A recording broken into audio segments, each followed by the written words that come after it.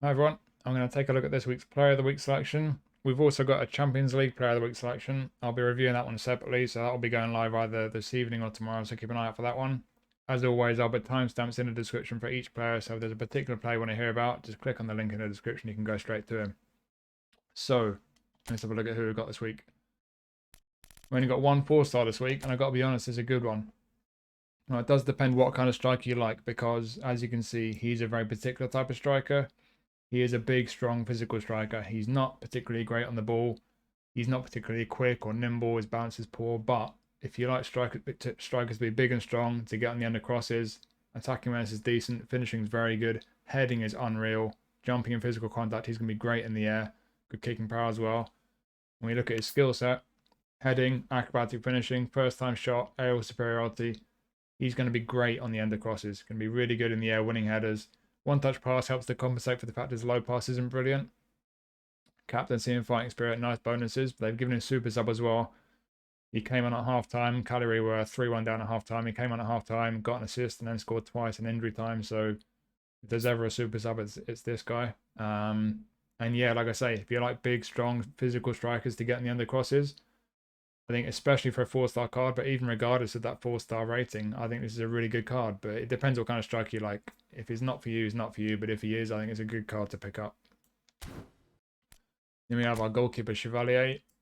So compared to some of the keepers we've had recently in some selections like Player of the Week, I don't think he's that great. But I think looking at it objectively, he's actually a decent keeper. He's not a brilliant one, but all in the 80s for his core goalie stats. Awareness 86, reflexes 87, reach 89 is great. So he's actually a pretty good keeper. He's not elite level. He's not a brilliant keeper, but he's certainly not a bad one there. But we've got these recent trends with a lot of featured players lately that the goalkeepers are getting low jumping, and there's similar trends. We'll see another couple in this pack with other players, but goalkeepers getting low jumping lately. It's a recurring theme, and again, 69 jumping for this guy. He's about 6'2", nearly 6'3", so not a bad height, but that jumping's a bit dodgy. So we are seeing that a lot with keepers these days, but it is something worth keeping an eye on. Like I say, on the whole, he's not a brilliant keeper, but he's not a bad one either. Certainly with these core attributes down here, he's a pretty solid keeper. And then we have Dimarco. That's an interesting one because I like Dimarco. I've got a couple of versions of him. I've trained him up both times as a left midfielder because I love his crossing. I think he's a really good left winger. What I've been waiting for some time now is a cross specialist version of Dimarco because that playing style, when you use old school wingers getting crosses into the box, that's the perfect play style for your wide midfielders. And they've finally given us a cross specialist version of Dimarco. So looking at the attributes, he's not perfect. There are pros and cons. He's got good pace, especially the acceleration is great. Balance is pretty decent. Stamina's not brilliant for a winger, but it could be worse. You look down the middle here, he can still play left back. So, you know, the awareness and tackling not brilliant, but they could be worse. But aggression and engagement both 80, that's fine. Down the left is where we've got the real pros and cons. I'd like his attacking awareness as a winger to be a bit better. And I think certainly they've done him a bit dirty on the ball. I think he's worthy of being over 80 for at least some of these. So he could be better on the ball, carrying the ball. His low pass could be better. It's not disastrously bad, but it's not brilliant either. But this is the real strength of Dimarco. He is quite literally a cross specialist. His lofted pass at 91, curl 85, kicking power 82, and of course pinpoint crossing. So this guy's crossing is going to be absolutely superb. Got weighted pass as well. First time shot and long range shooting.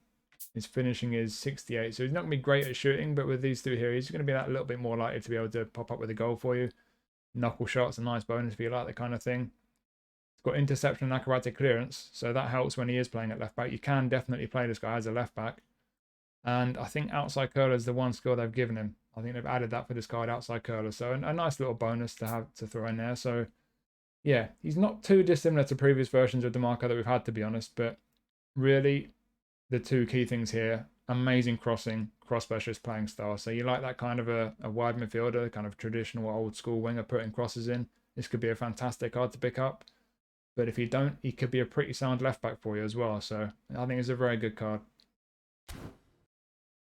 And now they've recognised Isco's recent form. He's had a brilliant start to the season with Betis. So we'll get the negative out of the way right off the bat. He's slow and he's going to get tired really quickly. He's obviously in his 30s now, so he's not in his physical prime. Even his acceleration is not great, but we'll get to the positives. The balance is very good. Attacking awareness for an attacking midfielder is very good. On the ball is absolutely fantastic, and his passing is really good. And then when we get to the skills, so you got the dribbly stuff you'd expect. So if you like your skill moves, your dribbling, you'll be happy. When you come down here, they've actually added 3 skills, and the skills they've given him first time shot, one touch pass, and pinpoint crossing. And he's already got long range curler, through passing, and weighted pass. So yes, he's physically weak. He's not particularly quick. He'll get tired quickly, but this guy has end product for days, and he's technically fantastic. So if you can see past the fact he's a bit slow, I think this is a fantastic card. There'll be a lot of Isco fans out there. I think will be very happy to get this guy. Really fun looking card. Then we have Lozano. He's back at PSV now. So Lozano, pretty much what you'd expect from him. They've made him a whole player. That playing style will be active only when you play him as a left midfielder. So he'll be making some good runs into spaces from the left of midfield. You play him wide left or wide right as a forward. Play style won't be active. He'll probably play more like a kind of traditional prolific winger, I guess, if you play him in those positions. What this guy is all about is pretty obvious. Pace, pace, pace. He is rapid. Really good pace. His balance is decent. Got really good dribbling. Again, I mentioned the recurring things with featured players lately. They're giving a lot of wingers low tight possession. 77 is not disastrously bad, but it could be higher. So worth keeping an eye on that. But like I said, the dribbling's great. Ball control's okay. Attacking awareness could be better. Likewise, the passing, low pass isn't great at 72. Lofted pass at 79 could be worse, I guess. Finishing at 79, again, it could be worse. It's not brilliant though. But he's a wide player. He's not a striker, so you can get away with that. And when you look at the skills he's got, the skills they've added, I think he's got 2. He's got one touch pass, which is a useful one because his passing isn't brilliant, so that will help. And they've given him fighting spirit, which his stamina is 78. So I guess that fighting spirit could be a useful one to have, to be fair, but he's already got some nice ones for the skill merchants, the dribblers. And then he's got dipping shot, long range shooting, first time shot. So he's capable of scoring goals. He'll take chances for you, whether you play him as a left midfield, wide left. Could play him wide right as well. That 79 lofted pass, he could put a cross in, I guess. He wouldn't be too bad at crosses, but I think certainly from wide left is where he'd be best. And with the pace and how good he is on the ball, the fact he's capable of shooting and taking chances for you, this could be a very useful card for a lot of people. Then we have Buongiorno. Actually, I just realised I missed someone. I missed Pinnock. So we'll look at both his centre-backs then. So we'll start with Pinnock. And again, we'll go back to these recurring things that we got. So goalies getting low jumping, wide players getting low tight possession. Centre-backs keep getting low defensive engagement. I don't know why they keep doing that. They've been doing it for a while now. And Pinnock's the latest victim of it. So the rest of his core defensive attributes, strong. Down the right, pretty average pace for centre-back. Physically strong, he'll be decent in the air.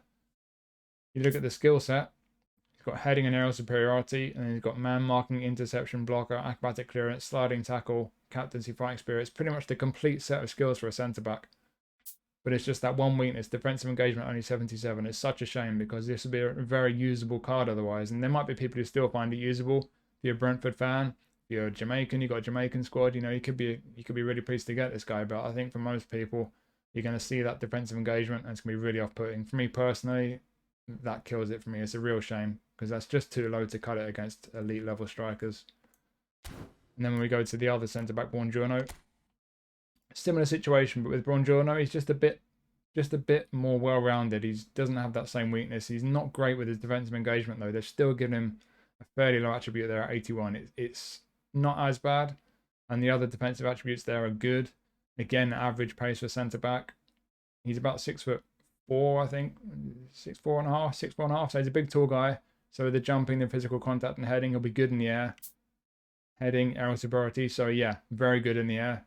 Interception, man marking, first time shot. I mean, that's not going to really make much difference, is it? Captaincy, okay, it's a nice bonus, but there's no blocker, there's no acrobatic clearance. So he's lacking a couple of important skills for a centre back, and that defensive engagement is a bit low. So again, it's not perfect. He does have weaknesses, but I'd say he's a bit better than Pinnock is. So it's an okay centre back card, but with the weaknesses he's got, certainly not perfect. And then we have Sane from Bayern. I was expecting Harry Kane, to be honest, after he got a hat-trick and scored that goal from about 60 yards or whatever it was. But we've got Sane, and this is a good card. Like with Lozano, he's a left midfielder and a whole player, and similar strengths. I think this is a better card, though. Crazy pace. This guy is absolutely rapid. Got great kicking power as well at 92. On the ball, fantastic. His passing, low pass isn't brilliant. Lofted pass is okay, though. It's not brilliant, but it's okay. He doesn't have pinpoint crossing. Fantastic set pieces, by the way. Worth keeping in mind. Especially with that kicking power. He could produce some really fun shots from free kicks. But yeah, so lofted pass at 80. Doesn't have pinpoint crossing. What he has, some dribbly stuff. The dribblers will be pleased with some of these skills. But long range curler could be very effective wide right. You're playing wide right as a left footer. Long range curler. 91 for curl. Finishing's only 75, so keep that in mind. But 91 for curl. He could have some very decent long range curlers. Dipping shot, long range shooting, first time shot. So when it comes to getting shots away, could be pretty effective.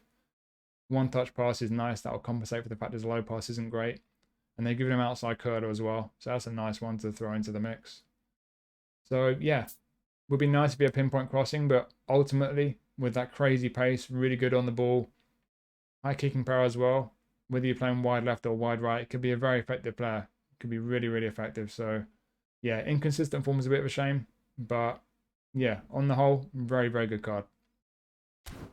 And then we have Eddie Nketiah. So 93 rated centre forward, but honestly, I think this card's just okay. It's a fairly average card. I don't think there's anything particularly amazing about this Nketiah card. They've given him first time shot and long range shooting. I think rising shot might be a new skill they've added as well. So they've given him some important skills that make him a much, much better card than his regular version that you can buy with GP. He's got heading and acrobatic finishing as well, so he could be okay from crosses. Super sub's a handy one to have as well, but the attacking awareness is okay, but not brilliant. On the ball, good control and dribbling for a striker. Certainly not bad. Tight possession is not brilliant though. Passing is not brilliant. Finishing 88 is very good. Got decent pace. Balance is pretty good. He's just, he's a fairly good card. There's just nothing particularly outstanding about him. They've given him some key skills. So if you're an Arsenal fan and you've got the regular version of him, this will be a big upgrade. You'll be very pleased with this card, I think. But outside the fact there's a super sub, which makes him very useful, I don't think there's anything particularly outstanding about this card. It's just a fairly average card. It's good, but just not brilliant. And then we have Jude Bellingham. Remember, Jude, we've got another Bellingham card. He's having an amazing season. And it's our second whole player version of Bellingham, so a lot of people are going to be keen to get this card. We'll go to the skills first. What they've done with his skills, last time we got a whole player, I think they gave him through passing, but this time we got long range shooting and outside curler. So he doesn't have the through passing, which is a bit of a shame, but certainly with long range shooting. And he's got first time shot still. There's one touch pass, interception, fighting spirit, some dribbly stuff as well. He's got a bit of everything. Finishing 81, first time shot, long range shooting. This guy is going to be pretty dangerous from long range. He's very good on the ball. Attacking awareness is good. Passing is good. Defensively is okay. As a kind of box to box type of centre mid, he can still do a job, but certainly you want to get the best out of this guy. I think attacking mid's where you want to play him as a whole player. And with that shooting ability, and then what you'd expect down the right really is pretty much what we've come to expect from other versions of Bellingham. He's got pretty good pace for a midfielder. Physical and balance both above 80 is fantastic. Stamina 88 is really good. This is a brilliant Bellingham card, unwavering form as well. I think a lot of people are going to be clamoring to try and get this card. Very, very good card. And then we have another Haaland. Now, when you look at this, it's what you expect. It's just another Haaland card. He's got brilliant attacking awareness and finishing. He's quick. He's got crazy kicking power and physical contact. He's not very good on the ball. He's got horrible balance. It's just what you expect from a Haaland card. But when you look at the skills, for the most part, it's what you get on the other versions of Haaland. There's just one thing they've changed, though. They've given this guy aerial superiority. Yikes. So, aerial superiority on this guy, he's going to be menacing from crosses. He's a big, tall guy. He's powerful.